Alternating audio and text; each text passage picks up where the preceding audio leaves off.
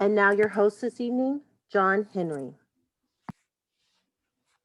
Welcome everybody to both sides of the conversation for tonight's hidden gem segment. Tonight is going to be a pretty fun-filled, well lit of information from people in our community that's doing some amazing things. So just happy to have these gems on tonight. I know we got off to a short little start. You know, Zoom with their updates is always having problems. So we got through it, and we're here tonight to get started. Before we get started, I just want to thank everybody for tuning in tonight and just let everybody know that we got to continue to keep our community and people in community in prayers as we continue to go through these COVID times. It's a very touching time right now in our communities, and with this COVID is causing stress on our young people, our seniors, the mental health capacity that's going on in our communities is just affecting us all. So please keep people in your prayers, check on people, look out for them. There's a lot of madness going on out in the community, and we just have to do better as a community, as people, show love and respect and look out for each other because it's needed, especially in these times that we are in. But moving forward on to tonight's hidden gems. I think tonight's gems is going to be some great information for community, connecting some of these people with community. They in our community doing great work. And this what this segment is all about is highlighting these individuals, giving them paying a homage now, giving them their roses now. One of our things that we don't believe in is waiting till people pass away and talk about all the great work they do. So we want to bring this to the people so we know who's in our community, where they doing, how to connect to them, so we can eliminate some of the excuses. Because in our community, a lot of people are complaining about, hey, I heard about this program. Are they doing this? I didn't know about it. So this is our way to unify the community, share information, build up our network of resources so that people could reach out and definitely connect with these individuals because they're doing some powerful things that's really impacting our community in the way that we need it. So with that being said, I'm going to go ahead and introduce our first guest tonight. We have Cynthia. She is coming in from San Francisco.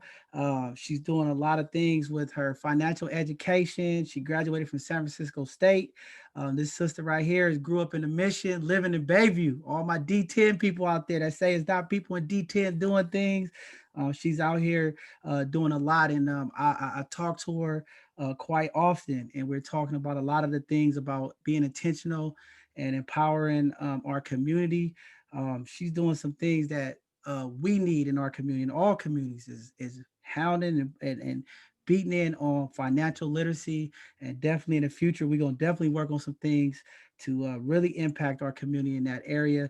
So with that being said, I'm going to go ahead and turn over to Cynthia so that you guys can go ahead and hear from her the things that she's doing and how she's planning on impacting our community further in the future. So with that being said, go ahead, Cynthia. Okay, well, good evening, everybody. Thank you. I'm so excited to be here. And yes, so many things have happened, my life changing so much. So I really want to thank John. And, everything happens for a reason. I trust that and I believe that. And, I had a life changing experience when my father passed away 2 years ago. And his name happens to be John, which is why it's been incredible. I realized, my father, he was a good dad, and he still is a good dad, and he's still very much around me and guiding me because things happen. Life is life, and I always say not to be like, none of us are getting out of here alive, but at the same time, it's like, how prepared are we when that happens? And I feel like I thought, yeah, of course, I knew my dad.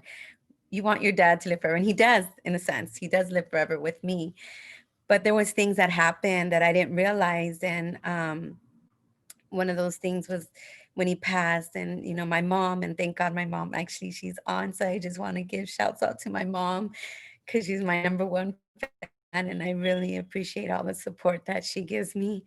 um, and so anyways, kind of emotional, but so a lot of things happened, and I realized my mom, she lost his pension plan because, like, me and John have had these conversations. I'm a financial wellness coach, and I, no one like sat down with my dad to talk to him at all. And my mom lost his pension plan. She didn't have the living trust in place that she thought she did have. Now she does, life insurance, like all these kind of things that we aren't talked about, or like nobody talks to us about it. And so that really changed my life. And so I started, taking care of myself, right? And taking care of my kids, because I'm a mom of three. I'm also a grandma, although I say I'm Mama Cynthia, because, it is what it is. But I have two beautiful grandsons and three kids, like I said. And my son is 17. He goes to Lowell. My daughter is 16 and she goes to Lincoln. And so I'm their role model. And yeah, I'm not perfect, but I know that I'm always trying to do the best that I can with what I've have. And so through this experience, I've learned so much and been able to like slow down and see what am I doing and how do I do what someone was doing for me, helping me. And it's so interesting actually, because this morning I talked to my first financial coach that I worked with in 2007.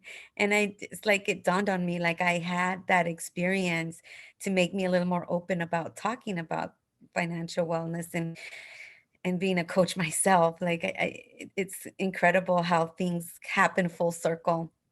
So with with everything that I'm doing, I just got involved, and I got, some of the training, and it's ongoing training that you need to do it. You got to do in all fields that you work in. Because um, like he said, I went to San Francisco State and I did get my bachelor's in psychology, good Samaritan Family Resource Center in the mission. That was the foundation for a lot of my, and then I also got my master's in social work. And so it's been just quite that they're doing to you know fight with the COVID stuff, like workshop for a nonprofit for some transitional age youth. And I actually met this girl, this young lady at one of the fairs. And this is how it all works. Like you connect with people. And she said, I'm going to get a coworker to like, help you. And so his name happened to be John too. I swear to you, make this up. My dad is so around. He just helped me connect. My dad's birthday, January 11th, is my dad's birthday. Was yesterday, and I did a workshop for in honor of him. Like I was so excited when John told me about the work doing the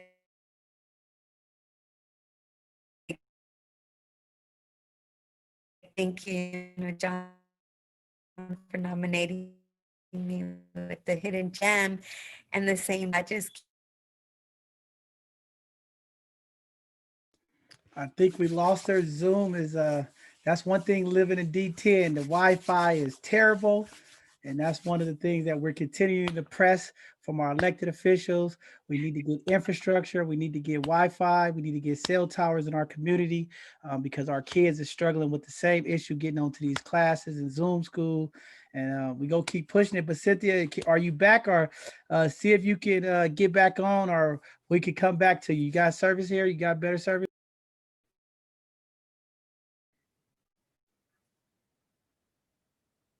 yes, I'm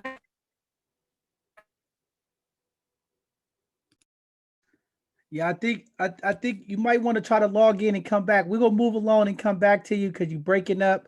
And we'll come back to you. Let's see if we could get somebody else going here and try to go out and come back in, Cynthia.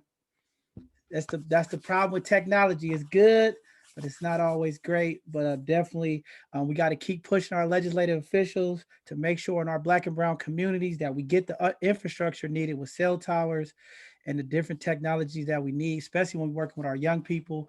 That's a big issue right now. We have so many kids not being able to get logged into school. This is a big issue across the Bay Area, probably across the United States. I'm hearing stuff, but I know definitely here in the Bay Area and some of our Black and brown communities, we are being affected by the cell towers and by the Wi-Fi access. And this is really setting our kids back. And we have to fight harder and hold our elected officials to the fire to make sure that they get these situations figured out to help our community. So we'll try to let Cynthia jump back in. We're going to move along. Sorry about that, folks. I know she has something powerful to say. And due to the communication issues, yeah, we'll try to get her back on. But we'll move to our next hidden gem here. This brother Jason Seals, man, we're going to get this brother on here. Another educator. See that I love when educators come on here because see at both sides of the conversation, what we're trying to do here is intentionally, educate our community because we understand the disparities that impact our Black and brown communities with education and information.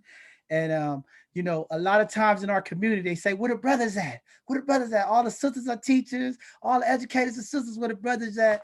And I definitely want to make sure we highlight that because they always give us that rap that there's not brothers in the community doing work in the field of education. And I just want to let people know that there are some brothers. We had a couple of brothers on a couple of weeks ago before we ended out the year talking about education. And I think this is important. My brother has a BA. He went to San Jose State.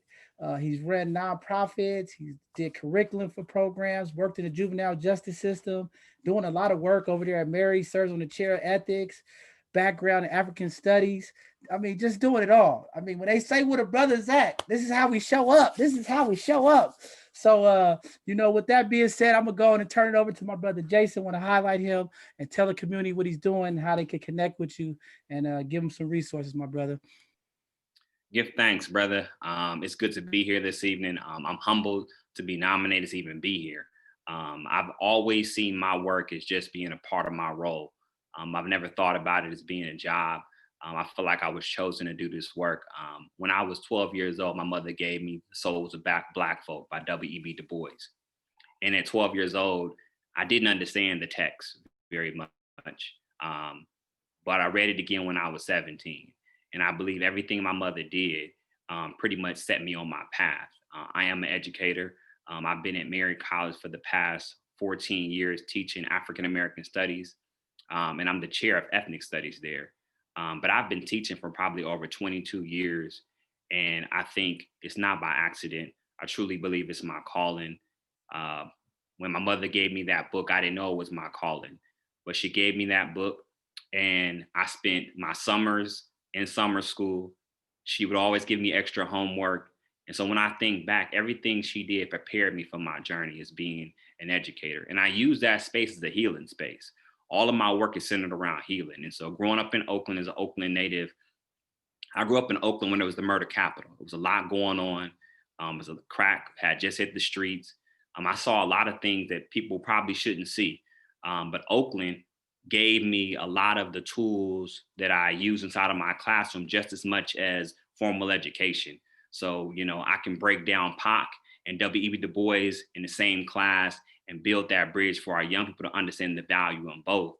And so for me, I love teaching. It's such a beautiful experience. In Oakland, I get to see so many young people from Casamont, Mac, Fremont, Ojai, and they get to come and they get to have a different experience. And I remember being a student myself inside of African American Studies courses, and someone turned on the light for me. They believed in me and they began to teach me about myself. And when I began to learn about myself, I began to see the world differently. I began to love myself. I began to see people in my community very differently, and I began to understand my purpose. And so when I had that experience, I wanted to give that gift back. And that's what I've been doing at Mary, humbly been doing that. And so I've taken that to be the catalyst for all my work. I do a lot of that same work in my consulting firm, Jason Seals and Associates. And really, the firm is really founded in two things: African-centered principles, and healing. And so all the work that I do, we use African-centered principles, and the focus is wellness and healing. And so 2 projects I'm working on right now that I've actually, one, I had a project with San Francisco Department of Health, and they had a project about unlearning racism. And so my colleague and I actually did 3 videos about unlearning racism and supporting people of African ancestry in mental health. And we put together a learning guide. And so that was really important, in terms of people supporting our families and our children, that they understand that the way to wellness is actually through our culture, through our families. And so we did that. And then the other piece that I'm working on as well is doing some work around racial justice in Walnut Creek. There was a young brother by the name of Miles Hall that was shot and killed in 2019. And been doing some work there to really help the city think about public safety, think about the racial climate, and how do they change what is happening in that environment. And so my firm has really allowed me to take what I've learned inside, my years inside the classroom, my years in the community, and really be a foot soldier. I really feel like I'm just serving my purpose. And so I continue that in my community. I work with an organization called the Brotherhood of Elders Network, which is an intergenerational network of Black men. So we have our elders, our middle age, and our younger brothers. I'm part of one of the younger brothers, even though I'm not so young anymore. But we do this work, and the Brotherhood of Elders focuses on health and wellness of Black men and Black boys. So we have several initiatives that we're working on right now, and I'm on the leadership council there. And so it's really a continuation of the work that I'm doing, but it allows me to serve my role. I think one of the things that is often overlooked are our elders. And to be a part of that organization, I didn't grow up with my father. So to be around all these loving Black men, it's extremely humbling. And they give me guidance. When I was having my son, I remember being terrified. And one of my elders said, "You gonna mess up, just be there." And just that type of support has always been powerful for me. And I've learned to utilize my voice. And so I've taken that even into I have a podcast called A Moment of Truth, where we talk about issues that impact the Black community and wellness. And so I've been able to reach out to local heroes and sheroes, folks that I know, and bring them to the podcast and really talk about how do we heal. So we've had everything from, co-parenting to relationships to politics. We talked about health in terms of we know that Black women are often impacted the most in terms of disproportionality in the medical field. So we've had, women come on and talk about how do we create safer environments for Black women as it relates to health and wellness. And the list goes on. And the last thing I'm working on right now is actually a book series. It's called Kinder Cubs.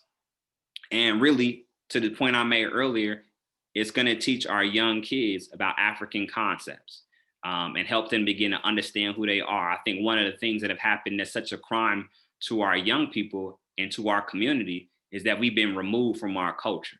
And so we have people walking around not even knowing that they're African, people walking around afraid to call themselves African, people walking around having, negative interpretations by Africa and African people and seeing themselves as them and us. And to me, it's just one. And so the book series allows us to explore the beauty of Africa and the beauty of who we are through a child's lens. And so these books are going to come out in March of 2021. And so I'm excited about that. And, I'm on all the social media platforms. I'm on Facebook, IG, TikTok. On TikTok, I'm giving people 60 seconds of lessons and giving them references, books that they can read so they don't have to take my word for it, go and read it themselves. And that's me. I'm about my culture and healing.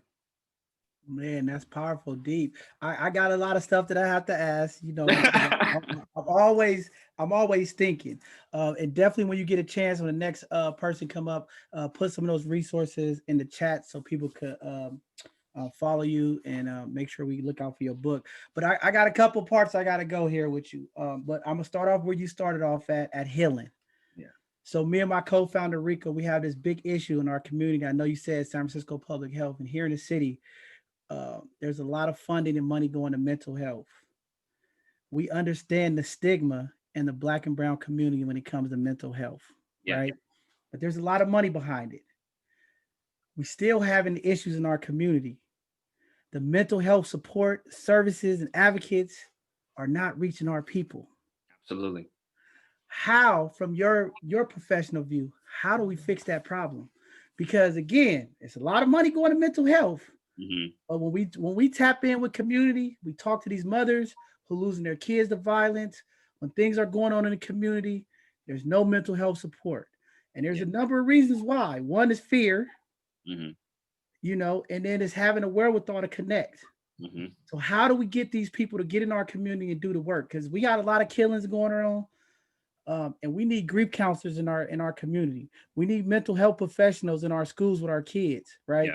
And with the power of Zoom, being able to have remote access, I don't understand why is it a bigger push to connect with people that way because of the stigma, right? People don't want to walk into a mental health facility because people are going to put this, you know, what they believe is going on. But how do we utilize this technology and our mental health professionals to really impact the community? You know, give me some feedback on what you think on that. So really quickly, what I will say is there's two things. One, I have been challenging this notion that people of African ancestry are afraid of wellness. I think the stigma is a national stigma. I think there's more people that just feel uncomfortable with the traditional ways of how Europeans have framed wellness.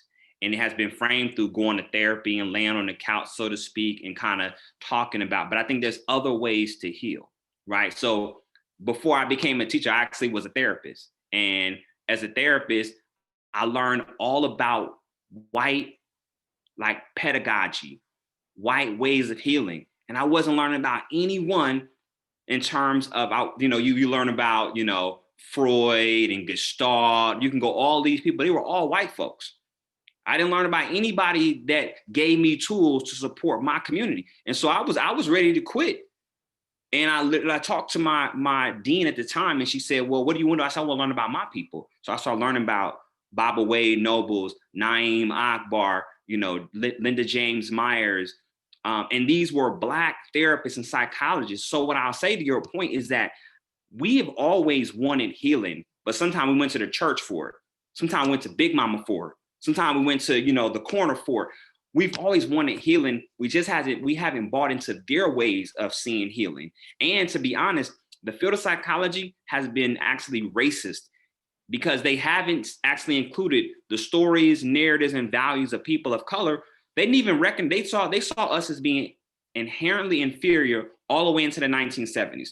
That said, there is Black psychologists in Oakland and throughout the Bay Area. There's a place called the Sankofa Institute right in Oakland where you have Black therapists that will use African-centered practices, use our culture, not demonize us, not, you know, diminish who we are, but will actually understand, wow, that's your experience. Let me create a space for you, right? Maybe you telling me about, you know, who you are looks very different than how I vision it. How do you vision it? So allowing them to be the driver in their own healing. And so that's part of what I was saying about the unlearning racism piece. That 3-part video that we hope to create literally is about how to address wellness, mental health. It's for practitioners, because I know that every practitioner can't be of African ancestry. So created that document, created those videos so people of other communities could learn, well, what does it mean to be African-centered? Well, what are African principles? Well, how do I use those, even though I might be a white woman, I might have good intentions, but how do I now center the wellness of this person in front of me and not center my whiteness? And so I think we have to advocate for ourselves. And I think the resources are out there. And I think it's going to take us to be intentional and forward thinking. Yeah, I think that's powerful. I mean, I'm just seeing these same conversations across the board always pop up. Like I said, at the end of the year, we had the brothers coming on from Urban Ed talking about how we don't have enough Black and brown teachers who look like us in the schools. We go to the mental health field, we don't have enough of us that look like us. But my question is this: in this Western society I live, this United States of America, the data shows the most high sought after degree for most African American women and male is a degree in sociology and psychology, right? Mm-hmm. My Yep. question is, if this is the most sought after degree by our people, why is it so hard to get these people in the field to help our people?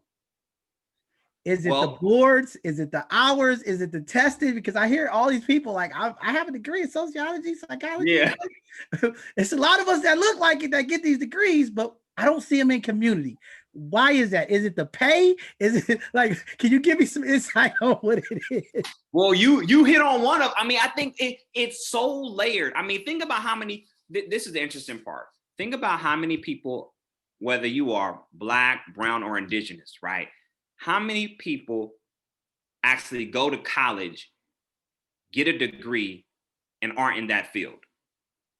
There's people with sociology degrees right now that's managing the gap, right? No one grows up saying, "Oh, I want to manage the gap," right? But that's where you wind up. So I think that's part of it. The other piece is that we got to be clear that a lot of our people that are in these fields are the frontline staff because you need an advanced degree. And to your point, people aren't making money. And here's the other thing that people don't want to talk about, where it gets real. There's a lot of burnout. People burn out. We have people that are committed, loving, big hearts, great intentions, and they give everything year 1, year 2, year 3, and now the light that they had is flickering. And they start thinking about, as you say, we live in the Bay Area. If you're trying to live in Oakland or San Francisco, you can't make under 60, 70, 80,000 and think you're going to survive. Not unless you have resources from your family or you have a partner that's making really good money. And so money does become a factor. And so I think it's burnout, money. I also think the field doesn't create a pipeline to be able to do effective work on a macro level. You could do individual work, but some of the things you're talking about, it's a macro situation. We got to be able to change policies and influence structural change. So we're not just impacting one person, but we're impacting the community. Man, that's deep. Definitely. I mean, that's real. And this is both sides of the conversation. And we also got to call it out, right? We go always both sides of it, right? We got the poverty pimps in our community too, who come in here with the PhDs. They set up the programs. They set up their nonprofits. They got the game on that level. And then they rob the community out of everything and for profit. So we got to call them people out too, because they're a disservice to the community as well. But definitely we got to continue to keep working with this mental health issue. We got to make it cool. We got to make it accessible. We have to make it beneficial for our young people, because again, in America, everybody's asking what's wrong with the Black community. And we know part of it is the trauma from all of the incidents and the things that we deal with. The Black and brown community is all affected. So how do we make it cool? And I don't know if it's going to take the culture of our young people, the things that they listen to, incorporate into music, into plays, into whatever. But we got to make this thing cool because it's needed, especially when we're dealing with violence in our community. These young people and these families, they need the grief. They need the counselors. They need the support mentally. It's a lot. And we had a conversation with these parents who lost their children. And it's tough, man. It's a rough road. But I want to jump into another thing real quick before I let you go, because I heard you say something that's very touching to me. And I know me and my co-founder, one thing that we always harp on is we have a big issue in our community with the young people and the old people. And one of the issues is it tends to seem that our elders of the community are not willing to pass the torch to the young people and get behind them and support them, right? And what that does is cause this conflict, because the young people, they want to get involved, they want to do stuff. And it goes from our churches to community leaders to our nonprofits to our elected officials. How do we get to a point? Because bridging that gap, I mean, that was beautiful what you said about the older gentleman and the young gentleman working together, making this change, impacting the young people. We understand the communities we come from. A lot of them are single families, no dads there. But the real thing is, how do we bridge this gap with our young people in the community and our elders so that we can support each other and we can make sure that the things that we're doing that's going to impact the young people and the elders of the community is very intentional in a way where everybody feels like it's a win for them? Well, I think first and foremost, we need to clarify that everyone that's old is not an elder. An elder is someone that has lived, has transformed, and who they are reflects the leadership. It reflects, the ways in which they've planted their roots in their community, the ways in which they support healing and wellness. Those are elders. We have a lot of old people. And I think sometimes, people feel disrespected because a younger person, let me tell you something, a younger person just off spirit. Like I'm a spirit person, right? Spirit is the energy that runs through your body. We talk about spirit, we think about religion, but I'm talking about the spirit that runs through your body. When you are around an elder, the elder doesn't have to say I'm an elder. You know it. When you're around old people, sometimes what they on Martin had an episode one time, he said, when you could be a young fool, you become an old fool, right? So sometimes we got people that are older, but their mentality, their value set, how they engage with people still reflects a level of immaturity, whether that immaturity is spiritually, emotionally, mentally, but they're immature. So then how do we ask a young person to now respect someone that they don't see as someone that's going to offer them guidance, love, support, right? So I think that's the first thing is clarifying that piece. But I do think it's some relationship building. The elders in my life, we've spent a lot of time together. One of my elders asked me to come clean out his garage. And I'm going to tell you, there's no way in the world I would have cleaned out his garage if I hadn't known him. But it's the years that he invested in me. He invested love, time, effort. So when he said, come clean out my garage, I said, when? Let's do it. And when I got there, the lessons that I learned going through that stuff, it was invaluable what I got. So relationships are really important. We got to build the relationships. But the young people have to see the elders like in the trenches, so to speak, with them, right? Because if you're not seeing these people on your block, in your community, in your schools, wherever you hang out, then I think about this. How many old people or elders have walked by a group of young people and not greeted them? How you doing today? How many older folks or elders have walked by a young person? I'm talking about pre-COVID, have walked by a young person doing school hours and not said, hey, how you doing? Why are you not in school? What's up? Just check in. So if you're not really checking for somebody, how do you then expect them to now respect that person? So in the work that we do at the Brotherhood of Elders, as much as we do a lot of work around wellness for Black boys and Black men, we spend a lot of time building community, like really talking about what's going on with us, building relationships, and understanding the spectrum. Like, we're talking about people of African ancestry, but the reality is there's not one type of person. We're not monolithic. There's a spectrum. We do this thing sometimes, we like measure Blackness, like if you go here, if you live here, you eat this, you do this, you're real Black. And then we be like, oh, you're not so Black if you don't do this, you did. There's a spectrum. And we talk about all of those things. We unpack those things. We talk about the trauma. We talk about what does it mean to be a man? What are some of those challenges? And then you got people that's giving you game, like they're exposing themselves, being vulnerable, saying, you know what? I wasn't always this person. Sometimes I had this struggle. Sometimes I dealt with things like this. And you see somebody be vulnerable and open, it allows you to be vulnerable because you feel safe. You feel like you can trust them, right?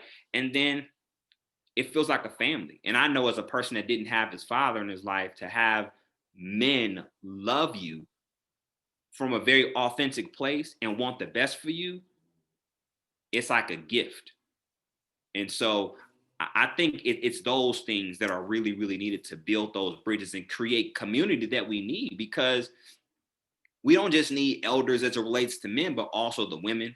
We need each other essentially for our community. I have two kids, and these two kids, they need to see the community love on each other, so then they learn how to love and build a healthier community, right? But if we don't have that, then there's a disconnect, and they have to try to figure it out for themselves. And that's what you see happening right now. There's a lot of young people trying to figure it out by themselves because there hasn't been a bridge for them to cross over on, so to speak, and get to that next place.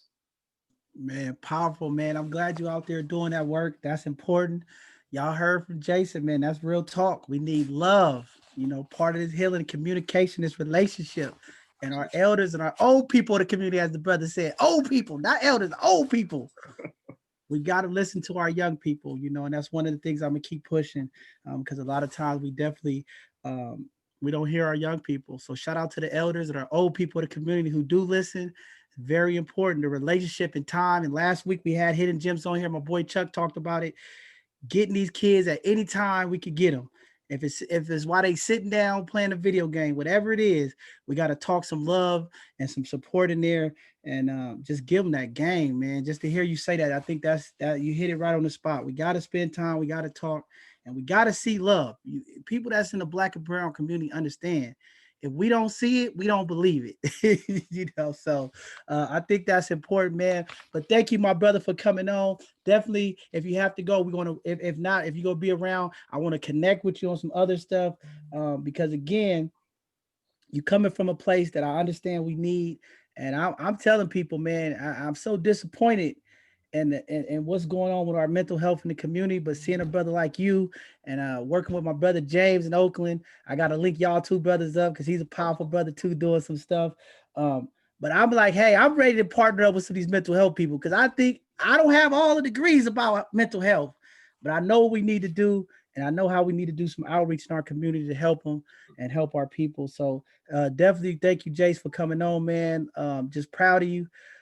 Keep doing what you're doing, man, so that we got to get behind the brother and support him so he don't get burned out. And that's a lot of this community work, that's a lot of it, getting burnt out. So keeping people engaged is important. And I think keeping people engaged is getting love and support from the community. So we just got to support these brothers and sisters that's doing this work out here and make sure we support them to keep this thing moving. So with that being said, we're going to move on to our next hidden gem. She's going to introduce the brother of the hour, the young man, because see, one thing here at both sides of the conversation, when we told y'all in 2020, when we was heading into 2021, both sides of the conversation, we are going to get our young people involved. We are going to start doing more with our young people because we want our young people to feel loved, supported.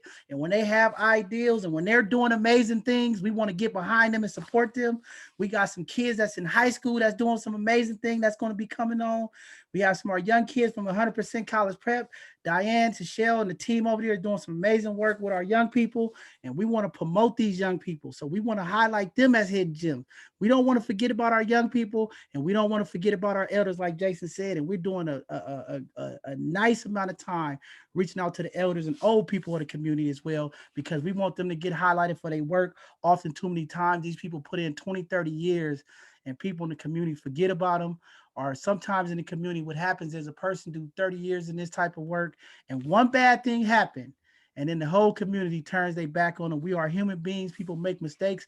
We have to be the face and understanding of change and second chances. We can't ask the system to give second chances, and as us as community don't give people second chances when they make mistakes. So with that being said, Meeka Johnson, come on in, sister.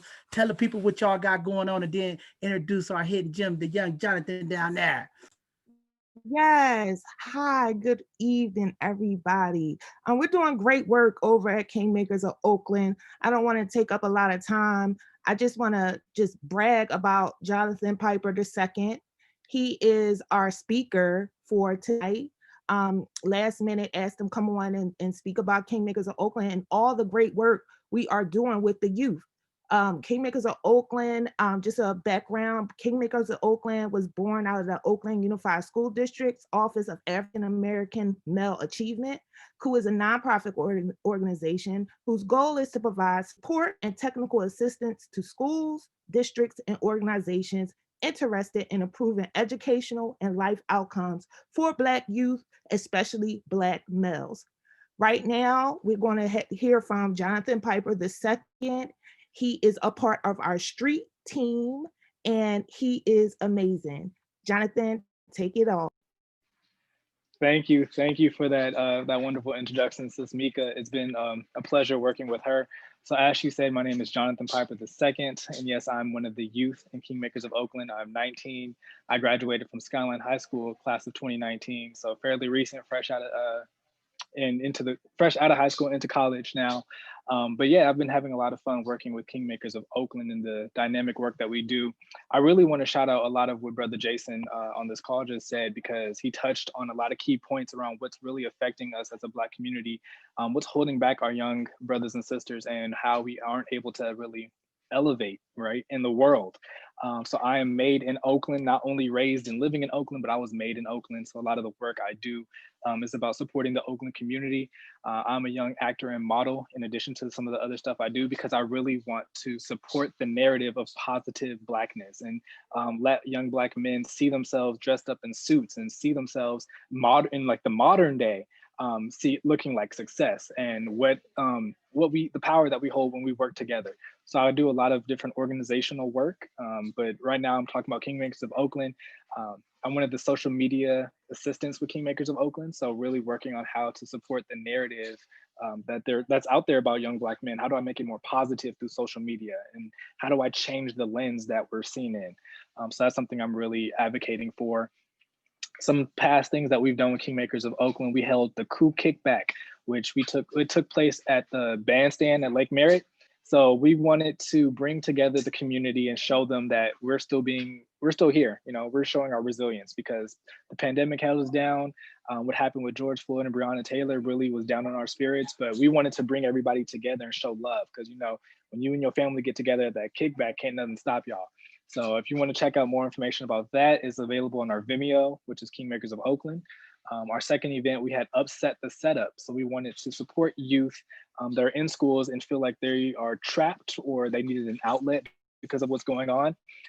So we thought about how the world is set up, what's affecting us in the school system, how do we upset that setup, right? How do we change that dominant narrative?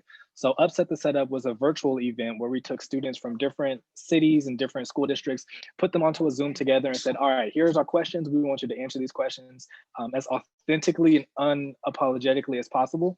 And then we're gonna take that and see what we can do to support y'all in y'all different school districts. So that was our second event. It was Upset the Setup. We currently have two music platforms that are out. One of them was called Kings in the Making, and then the second one we did an EP. So we have an album and an EP. You can actually see the graphic for the EP behind me. It's called The Revolutionary Remix. We wanted to think about how youth are actually learning. Sometimes you in class, you're not paying attention because you got your headphones in, you're listening to music. So we're like, music is a tool that we can use to educate the masses. So we came out with an album and an EP. We're currently working on a video to go with that EP. So that you can see the story and the narrative unfolding on screen. So stay tuned for that. That's coming soon. But the music is actually available right now on all streaming platforms. So look up Kingmakers of Oakland. You'll find our album Kings in the Making and our EP, Revolutionary Remix. And so those are two things that we have going on. And then what you can look out for in the future, what's coming up soon. So Saturday, January 30th, 2021, from 11 a.m. to 2:30 p.m. Pacific time, we're actually going to be hosting The Lab. So The Lab is an event, a virtual event that we're hosting to show the different creative talents that Black people possess, that our young Black people possess, and how to grow on those, right? So this is for the BIPOC youth, which is Black, Indigenous, people of color. So if you're in high school and you're a BIPOC youth or you fall within those guidelines, join us again on January 30th. From 11 a.m. to 2:30 p.m. Pacific time. The link to register for that event is on our website, kingmakersofoakland.org. And we have Facebook and Instagram and Twitter, Kingmakers of Oakland. So follow the movement, see what we're doing, because right now it's about molding the generation right now. And how do we change the narrative? How do we change the way that the community looks at us? So that's why I love working with Kingmakers of Oakland, because the mentors that we have really supported with cultivating a relationship with the youth and helping us find our own identities. So before you start learning and going into the textbook, first we're going to cultivate you and see who you are as a person. You're not just another student. You're not number 32. You're Jonathan Piper. You're a king. So they're going to help you see what it means to be a king and what it means to be Jonathan Piper II. What's my legacy going to look like, and how is the world going to see me? Another resource we have is a book called We Dare Say Love. It's available through Amazon. And I love this book. It talks about different teachers' tactics in their schools, and how they've educated youth and how they've kept the classroom engaged and proactive, but also allowed us to access our culture and access different parts of our heritage that help us to learn. So one of my favorite stories in that book is there was a class, they were doing beats on the table. And the teacher was like, okay, I want to allow them to get that energy out, but I don't want to interrupt the flow. So he started teaching over their beat, and they made like a rhythm to what he was saying in the lesson plan. So that's just like one story if teachers want to learn how they can access different tools and strategies to educate their students. And another thing we have going on now is a mentorship program for youth. We are in partnership with TI5, the Fellowship Initiative, sponsored by JP Morgan. And so we are taking on high school students.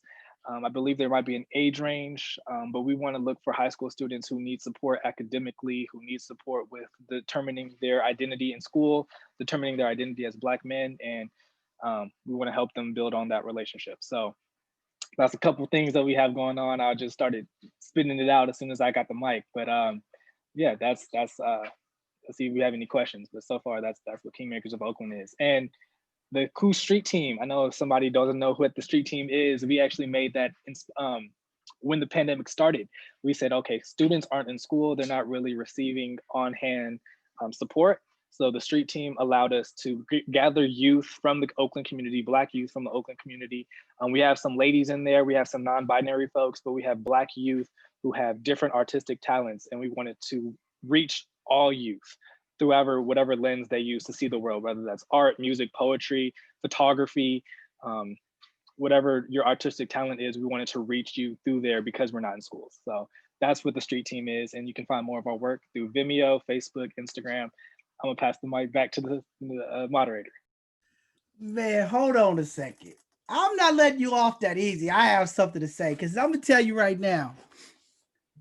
See, you powerful. See, and this is what I try to get our elders, or as Jason said, our old people in the community to understand.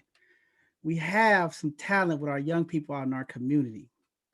We have to do our job to seek them out, let them lead so that they can grab our other young people in the community. That's what community needs to hear first. See, I'm excited now. See, this is why I do this. I could work 30 hours with no rest, because if I hear a young brother like you come on here, for me, job well done. I love this. See, and let me tell you something about what you're doing that's so powerful about this narrative you're talking about, because that's what we're trying to do here at both sides of the conversation. We're trying to change the narrative. We want the community to hear our story. Our allies who don't understand, everybody Black ain't bad. Every young person is not a criminal, right? Sometimes they just need a little mentorship, a little love, and sometimes they need some little tough love too, and just tell them they need to get on their shit. And that's we gonna keep it real, right? We authentic over here. We're not gonna play this game. We're not gonna play this corporate game. We're not gonna try to look good for fun. And no, we're telling our story. It's authentic. It's gonna be real. And if you don't like it, we don't want to be a part of it, because we got powerful kings, man. I love your background too, man. Like, just that give me the positive affirmation I need to keep going, right? And listen to this is a community out here, right? Did y'all hear the brother articulate himself? Now, everybody out there watching, I'm gonna tell you, I work with young people all the time. I didn't hear this brother say, you know what I'm saying? You feel me? None of that. I mean, he articulated his communication in a way that was well said, and that's the goal. We got to get our young people, because I get frustrated. I see the news sometimes, they interview our young people, and I don't know what the hell they saying. All I hear them saying is, you feel me? You know what I'm saying? You know what I mean? I'm like, bro, I don't understand what you're saying, and I don't feel you right now, right? But again, brothers like you impacting our youth, they watching you tonight. The youth, we connected with the youth, they watching. And to see you come on here and speak and articulate the way you did, brother, I just want to say I'm proud of you. I'm glad you was a hidden gem tonight because, again, you just kicked off our young people. We got our young people coming, but this was a good start for the elders and the old people of the community who are afraid to work with our young people, who don't believe our young people care. The energy that you have, young brother, keep that up because we need this in our community. And mentorship is a big thing, and Jason hit on it. The young brothers of this community need role models. It don't matter your age, how old you are. We need to see people that look like us, walking in a way that need to be walked and saw. We said it earlier. We are the show me people. If I can't see you, I can't follow. And that's why I get on some of these people in our community. See, you can't straddle the fence when you're trying to lead young people. Because as soon as they see you not doing the right thing, they're going to turn left on you. They're not going to respect you. See, they can respect a young brother like that when he's talking the talk, living it, and walking the walk. They gonna walk behind you, brother. So keep doing what you're doing, man. It's important that community see this. We have to see this because, again, we have some cats in our community that call themselves mentors, 40, 50 years old, and the young people don't respect them. You know what I'm saying? Because they don't see what they're doing and they don't respect what they're doing. And we have to have a level of integrity and ethics and morals and principle when we're dealing with our young people. We got to show them that we stand for something or we go fall for anything. And that's just a real message. Man, I'm glad you out there on the street team. I definitely want to link up with you guys as well. I know you guys got nominated by community. I want to link up with you because I want to use our platform as well as connecting with Jason's platform. Because see, we trying to build a movement over here. See, Queen Vanessa started this talk about the movement. She said, John, this is the time. We got a movement going on. We got some Black leaders. We got a Black mayor in San Francisco. We have some Black executive directors that's running some stuff. We got a board of supervisor president in San Francisco, a brother. We got some people across our county lines that's doing some amazing things across this country. And we got to start learning how to get behind our elected people, get behind our community leaders, especially Black men. When we got brothers like this young brother Jason out here, the women in the community, the men in the community, we got to get behind these type of individuals. We got to stop all this crab in a barrel, this divisiveness, this hate. You know what I'm saying? 2021, we got to turn this thing around for community. We got to get behind and support these brothers in the community that's doing stuff. Our sisters been holding it down. Nothing against my sisters. Y'all been holding it down. But again, my sisters, when we get some powerful brothers out here that's making movement, get behind the brothers and support the movement. So I'm proud of you, young man. I want to bring you back for some other conversations that we're having. We're trying to start this youth conversation up with our young people, with some of our elected officials, some of our police commissions to talk about some of these things that's affecting and impacting our young people. So I'm definitely going to keep you in the loop for some things coming up in the future. Just want to say I'm proud of you. Meeka, you should be proud.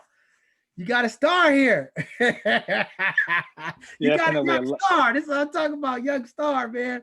So we're going to I have 12 stars. I mean, the street team is from 9th grade all the way up to 20. It's amazing the work that they're doing. When you let the youth lead, and you stand behind and you get behind them and you put the resources behind them, the talent that just comes out of them. You fall back as a adult, fall all the way back, and you let these youth lead. Amazing things happen. The future is now, and the youth lead now. You don't wait for them to grow up to lead. You let them lead now.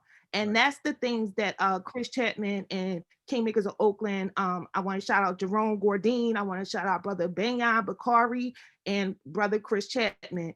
They put these resources behind this street team during the time that they were down, out of school, didn't know if they were going back to school. And those resources have led to all the events that Jonathan has said. And we're going to do this big, like Jason, we're doing this high school, if you know high school students, we're doing the lab. It's a media tech and equity summit, and it's going to be awesome. And it's led by the street team. So thank you for having us tonight. Man, definitely. I want to get with you guys on that equity and technology because you know this media, this black media is important. And again, to our allies out there, to our corporations, to our sponsors, to our elected officials, let's get the money behind our young people. Let's really show up and show out and support the community. See, a lot of times they say, oh, we're going to do this, we're going to do this, and nothing ever comes to the community for our young people. So I think you said it right, Meeka. We got to get our people behind the movement. The funding is out there. The resources is there across this country. Everybody's trying to help, but we need people that really go get in there, suck it up, give the financial justice needed for our communities because we've been robbed for too long. Financial justice, support the young people, get behind the movement because we create the movement. If y'all don't know it, Meeka, I want you to make sure you get the other young people on here. We get them on here and we break them up because we going to keep this voice of the young people going. So definitely use our website and continue to nominate these young brothers because I want them all to be highlighted and I want community to understand our young people are a movement and the elders of the community are the old people in the community. Let's stop being divisive. Let's listen. Let's listen to understand and let's support our young people, man. And can I just say, go ahead. I was going to say, thank you so much just for extending this opportunity, for having a platform that supports the community, especially highlighting Black people in the community. There's more shade rooms than there are support groups on social media. So, you know, people are so quick to hate on each other, to send out those text messages that are going to ruin your life, but won't help you to do your resume or to get on LinkedIn. So I just appreciate you extending this opportunity and having this environment for us to thrive and to have these conversations. So thank you. My goal is to go into politics and really to stir some things up and affect what's going on. So just so y'all know, what happened at the Capitol, that was not a revolution, but we got a song on our album that said the revolution is coming. So stay tuned because we're gonna change some things. And so, like I said, Kingmakers of Oakland, that's our handle on all social media.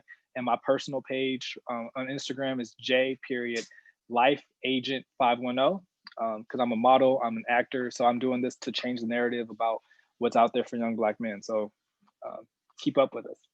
Hey, and I want you and Meeka to check out our website and look under the academics, look under 100% college prep. They have a scholarship program that we collaborating with them on some mentorship, some other things for the community. I want you guys to go in there because there's some resources and stuff for these kids, some opportunities and information. So check out our website, look under the academic, look under the scholarships, look under the educational aspect, and reach out to them because again, Diane, Tashelle, and the team over there are doing some amazing things for our young people. I know they raised a phenomenal amount of money for scholarships for our young people last year. Proud of them. They on the ground, they kicking butt. They trying to impact our young people. Young brother, you need to get in politics. You smooth. I know it's a saying in Oakland, it's in you and not on you, man. I see it. It's all in you.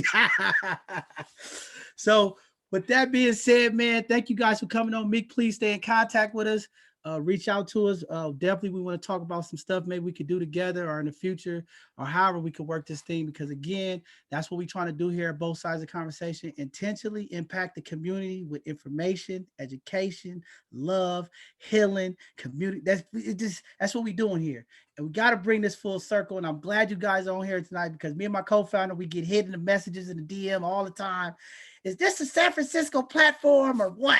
I said, yeah, we from the city. It's a San Francisco thing. But with this platform, we are going to unite the Black and brown community across this Bay Area and across this United States of America. So please believe me, we have some amazing things that's coming up in the future. I'm telling you, we are about to make some groundbreaking stuff happen, starting out here on the West Coast, and we're going to push it all the way to the East Coast. We got some support on the East Coast as well. And this is a movement. As Muff say, this is a movement. And I'm glad to be a part of the movement with you guys. So we're going to go ahead and get down to our last hit gem, who was our first hit gem, but she was having technical difficulties. And I know she has some important information about financial literacy that I want to make sure that we get out. Hopefully her connection is there. And again, intentional. She's on the Latin side of this because we hear that as well. You guys are always talking about the Black and brown community, but we don't see a lot of Latino representation. And we do our best to reach out.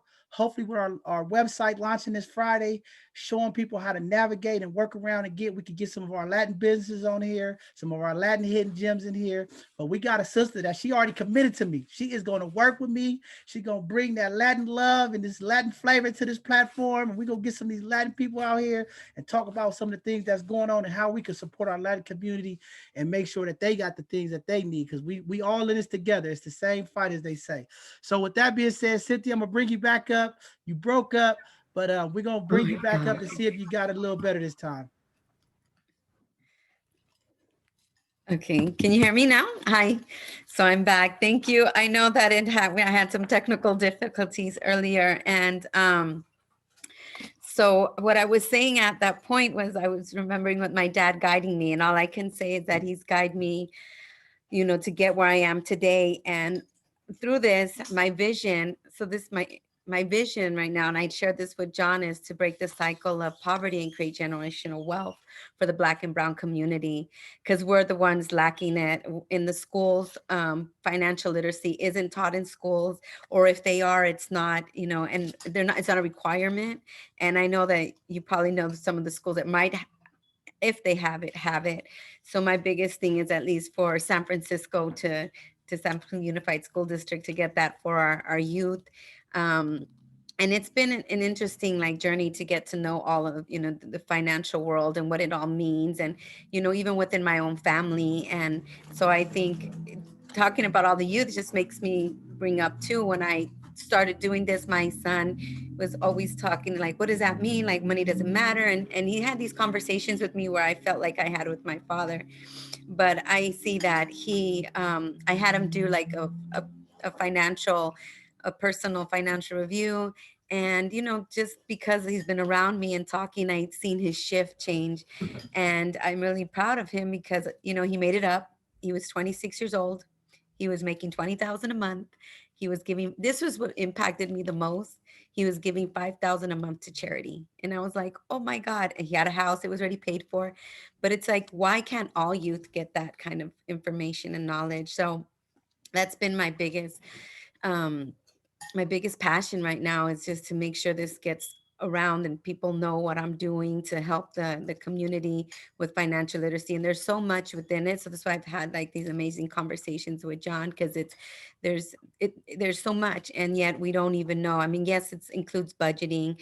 It includes, you know, just understanding the banking, understanding the 401ks, life insurance, and so many things, and just being able to break it down. So, I mean, and everything happens and comes through books too. You know, I'm reading this book right now, What Would the Rockefellers Do? Yeah, there's probably good, bad, whatever people have opinions about, but they've created generational wealth, and they've been able to pass it. How come we don't do that? You know, so I feel like that's kind of the information that we need to give to our youth, to give to our families, to our small business owners too, because sometimes our small business owners have, you know, their business, but they don't have the strategy to where to save their money at. And at the end of the day, they need that. So there's just so many things. And I don't really know how much time I do have. But that's where my heart is. And I'm just glad that this platform does exist, because I was telling, you know, we need to, you know, have these conversations. We need to, because we're the ones that don't have it. And we need to just change the face of the financial field and how that all looks. And what I also do is I have my own, well, my son's been my informal intern. I'll be real deal about that. But I'm also willing to help youth that want to know more and, you know, and understand everything. So I'm just really excited about what the future brings, because, you know, what you were saying earlier too, Jason, I also do things within a women's wellness circle. I do physical activities on Sundays with, I'll say badass women walking, what I call it, chingonas caminando, which translates to that. So, you know, it's hearing that whole balance of wellness, you know, we need it. And even with the financial stuff, it's really breaking a lot of the emotion, the psychology you said, there's a lot of psychology around money, and, you know, breaking the fear, breaking the anxiety around it. And so, you know, that's, you know, my biggest thing that I want to do. And I mean, I do have my little business card right here, and I do have my, my Instagram, but I put myself a financial wellness coach. But what I really love about my card that I created is that I put a quote from Will Stargill. He was a baseball player, African American, and he put helping someone is what life is all about, because that's how I feel. That's where my heart's at. And so I'm really happy and really glad that I got to, participate and share what I could share for now. But, this is an ongoing conversation. And I think that this is just the beginning. And, I'm so glad I got to share with you all this evening. So thanks again. I appreciate it. And yes, of course, I'm so thankful for the higher power God. That's always, faith. Faith is the biggest thing that I have. And that's why I feel like my dad is always around me and just guiding me. Like I said, just he's amazing. And of course, his name happens to be John, just like yours. So, there's just amazing people named John. There's a lot of amazing things happening. I know we get dinged around here for saying amazing, but it is truly amazing. I just love your spirit. We connected. And again, it's about, like what Jason said, energies and the spirit. And I'm really proud of you. I wanted to highlight you because, again, I understand the financial gap, the disparities that's happening financially that are setting us so far behind. And I understand the importance of this financial literacy, this debt-free movement, trying to get our people in a position to understand how to properly invest, save for their future. Our Black and brown community are getting hit the hardest when it comes to retirement. So many of our people in the community are retiring from work, don't have enough resources and income to sustain the lifestyle that they need. And we got to catch this early. We got to teach our young people early to start investing, putting up for their retirement, understanding the stock market. It's a lot of financial stuff that we have to learn, and we got to get there. And it's going to take a team of people. I'm looking forward to working with you. I know you have an educational presentation that you're going to do for us coming up. Yes. But again, I want to find out how can we incorporate some of this information to our young people, the 18 to 25, even younger, but the 18 to 25, 18 to 35, making sure that they are making the right financial moves, not just out buying cars, putting themselves in debt, trying to look good. We need to really make sure that we put them in a position, like you said earlier, to leave generational wealth. And that's the problem in our community. We are not leaving generational wealth. We're leaving debt and bills and loans, and it's holding our young people from getting ahead, while the other races and other people in the community are moving ahead because they're teaching this stuff and they're getting them to understand the perspective fundamentals of money and economics. And I think that's very important. So, I had to highlight you because, again, we are trying to unify the community. We are trying to bring the Black and brown community together. Yes. Trying to be intentional with education here at both sides of the conversation. That's what we're going to continue to do, bring the right people on to educate and empower our community through education, knowledge, love. And that's just what we do here. We can't lead the community if we don't feed the community with information. That's our belief over here. So we just go keep pushing this. Thank you guys for coming on. To all of the hidden gems. You guys are some phenomenal people doing some phenomenal things, and I definitely want to connect with you. And my young brother down there, man, I'm so proud of you, young king. I love everything that y'all talking about with the Kingmakers. I see you following me. I'm gonna get behind your movement, man, and help push some more of these young people to be great. And we go connect this thing here. We go unify and connect this thing. So thank you all for coming on. We're going to go ahead and get ready to end this segment. I want everybody to pay attention. We just talked about with Cynthia about education and finance. This Thursday, we are having a lawyer come on. She was on here before. She's going to come back. Brianna Phillips, we're going to talk about wills and trusts, the importance. She's going to teach this Thursday on our educational Thursdays about wills and trusts, understand them, why we need them, how to set them up. She's going to give you a breakdown of all the information you need to know about wills and trusts, why they're important, because again, we believe being intentional with education and information is the way for us to be successful and leave generational wealth. And that starts with having a will and trust and making sure that all of our assets and all of our financial things that hold us to leave financial wealth is set up right so that we don't have to lose all of our wealth in probate court. A lot of times in the Black community, grandma dies off and we lose the house to drugs or different things because we don't have the proper education and the information about the financial literacy side or the wills and trusts.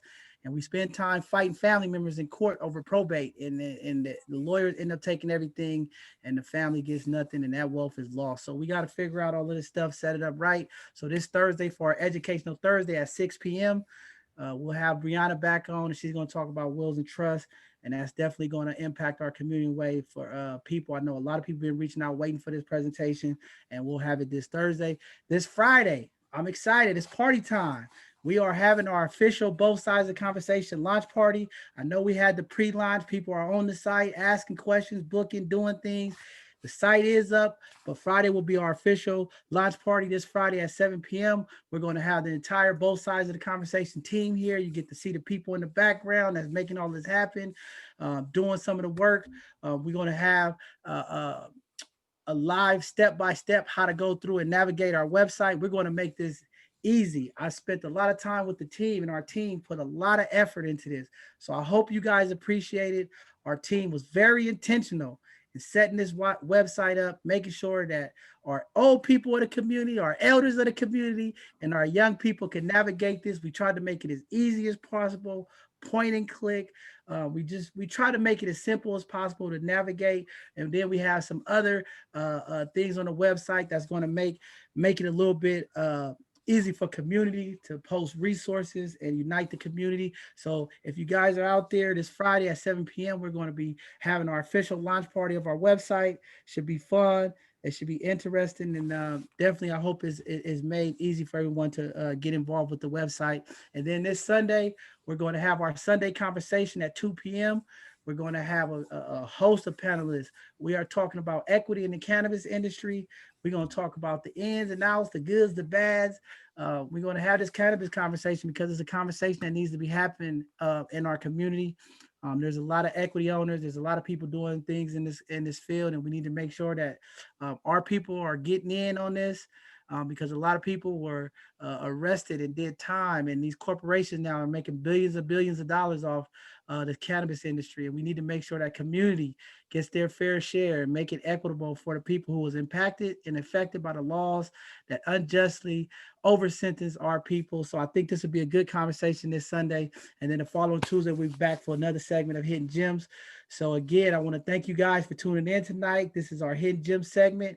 Looking forward to seeing you guys this Thursday for our Educational Thursday, and we'll see you Friday for our launch party. I am John Henry, the co-founder of Both Sides of the Conversation. We will see you guys Thursday. Be safe out there. Stay safe. Be aware. Impact, love, and listen to the young people in the community as we continue to grow and do the things that we need to do to unify the community. I'll see you guys on Thursday. We out.